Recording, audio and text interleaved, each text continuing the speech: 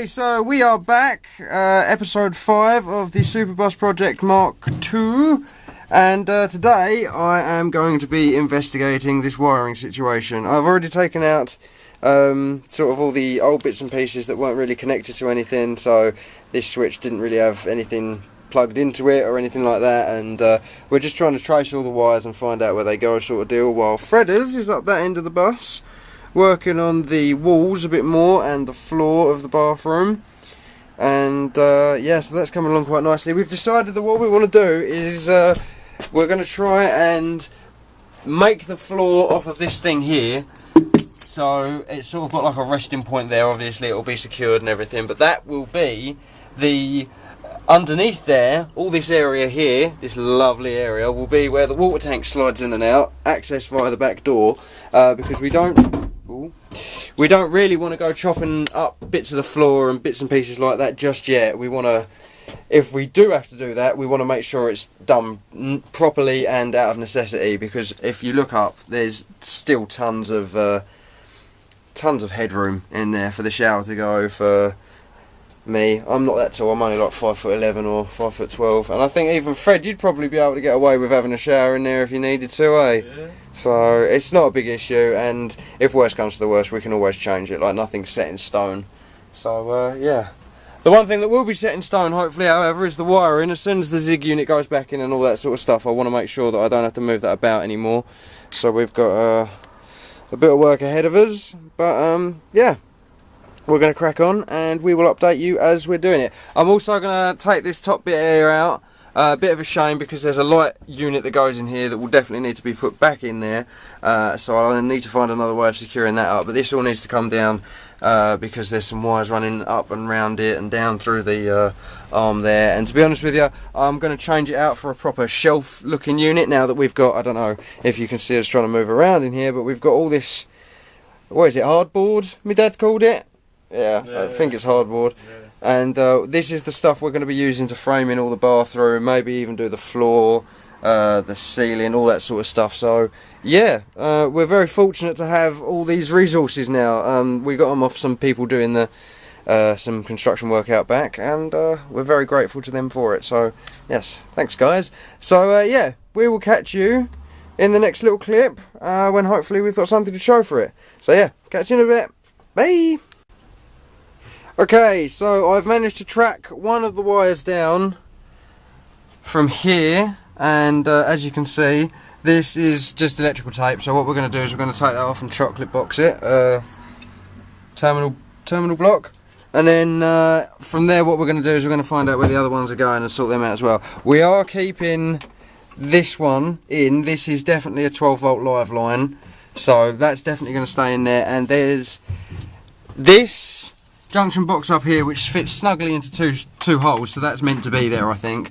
That wire goes up and along and does all the lights in the back for stuff like this. So if I just connect this back up quickly, and I think it goes in there, yeah. So if we put that back in there and flick this switch here, you'll see that these lights are still powered. So we've got this live line running back all the way to where the Zig unit would have been, all the way down the end of the bus there, and we've also got the wiring loom, original Renault wiring loom, running back and feeding various lights along the way, and that loom goes all the way to the back doors, and we still need to find out where it ends, but we're looking for... Have you got a Stanley blade? Have I got a Stanley blade? I will grab one out of the toolbox in a second. Oh, yeah, I think it's in the garage. But yeah, there's this set of wires up here as well that we need to sort of find out what they're all about and that kind of business. There's a light switch on the back. I think there are lights on the back of the bus that we're either going to replace or remove, possibly. We'll see what happens there. But yeah, so we've got one of the wires out, which is perfect, and so we've still got one live wire, which is cool, and the wiring loom. So we've got, when we do put lights up the back there, we'll tie them into this 12 volt one that's running down the length, and then what we'll do from that is, if we ever want to put in additional lights, so say we put a light here and we want to put a light here, we'll tie this light into this light on the terminal box, and then that will allow us light in the bathroom then as well. And also, if Fred wants to step out and take the camera, we will show you the height of the floor and the area that we've got to get the water tank under. So this is going to be the shower, the height of the shower. So I can stand up pretty comfortably here, but we're also going to put a vent in the ceiling. So there's also going to be a little bit extra headroom as well. A lot of people have said to us put the water tank underneath the van, but that's going to be a bit more hassle. We've got to drill into the floor pan and all that sort of stuff. With this method, fair enough, we might lose a tiny little bit of headroom, but at the same time, all we've got to do is open the back doors, slide the tank out, dispose of it, and that's it, job done. So I think I can quite easily shower here, get my hair wet and do all that business a bit lower down. The shower head will be about here. So I reckon that'll be more than suitable.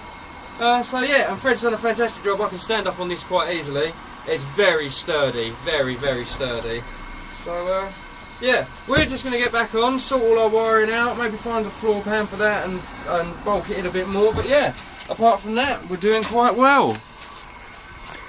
So yeah, we will get back to you once we've figured out all this stuff and all the bits and pieces. So this is that live wire from down the other end of the cab. So we're going to wire all our electronics into this stuff, and yeah, it should be sweet. So we will catch you in a little bit. And there is your number 2, this one right here. I need to just put a bit of red tape around the end, but for the time being, it's fine. So yeah, if we follow this back now, that area looks a little bit neater now. So this is just the main line. So that's one wire. And then you've got the Renault standard bit that's in there. So in essence, 2 wiring looms of a kind. And that's all we need. Because once the Renault loom starts wiring in 12 volt bits from the main battery, such as lights and things like that, which will be topped up, the batteries at the front will be topped up with like solar panels and the Zig unit and all that stuff, so when you plug it into the 240 it can dispense it between the two. And then if you come back here, so the only thing we've now got rigged up over here is literally the battery charger, and as you can see it's at full power, or not the battery charger, the alternator check, battery and alternator tester thing. And I don't know if you can remember that myriad of wires that was up here, and then as well up here, but they're literally now all gone. Don't need them no more. We can wire in the lights at the back of the van, if we keep them, into something at the dashboard, so there'll just be a little button down here, and it'll literally just be a case of flick that on when we want to do stuff out the back. Which I can't imagine would be very often, to be honest with you. And then if we look over here, Fred Wan has been very, very hard at work. He's literally sitting on his creation as well. And there you go. So that's the flower shore. That is the flower shore, Fredders shower Sweet. Floor. So yeah, he's been hard at work on that, and it looks fantastic. I've stood up in it several times, and it can definitely hold my weight, so it shouldn't have any problems. Can even hold Fredders' weight. Look at that. And he does a little jig as well. So yeah, there you go. Look at that supporting floor. It's amazing, isn't it? Fred's a little cramped in there, but again, like I said, once we get the vent in there, he'll be able to poke his head out the roof and have a shower if he wanted. Yeah. We might even put 2 shower heads in there, just for being crazy, so you get multiple coverage. But yeah, that'd be cool. So yeah, I don't really know what else there is to report. I need to now go into here and find the sort of wires that run back round this way, but from the looks of it, they look sort of like they were there from the start, if that makes sense. So sort of like these wires here are obviously for the interior light that goes up there. So we're hoping that all we do is find more wires like that, and then we can take this shelf out, replace it with a full size one, and then that should be it, job done then. So yeah. And for those of you worrying, don't worry. Wiring, I'm all right at wiring. I'm no good at woodwork, which is why Fredders is doing that, but I can do wiring. So yes, we're getting on with that. So yeah, catch you in the next one, or on the next little clip anyway. Okay, so after going through the van and clearing up some of the wiring, so you can now see that this is all nice and tidy, one deal. This is speaker wire that we can use to tie in, so that is just over there, and then we've got another set of speaker wire going up that side and there, so we'll be able to plumb them in around the bus, and that would be super cool. This was one of the lights that needed sort of sorting out and cheering up and wires shortening and tidying up and all that business, so just to prove I know what I'm talking about. They are still working. It's all good. And we had... Oh yeah, this is the other thing. We took all the lights out over here and all the switches and all the doodads and that business. So we can now work on our own versions of that now. So that'll be cool. And we can make it all matchy and all that deal. And also, if you look at the back there, I don't know if I've already shown you this, but this is where that light switch used to hang down, and it wasn't, I don't think it was connected to anything. And this is, so this one here is our 12 volt live from the battery.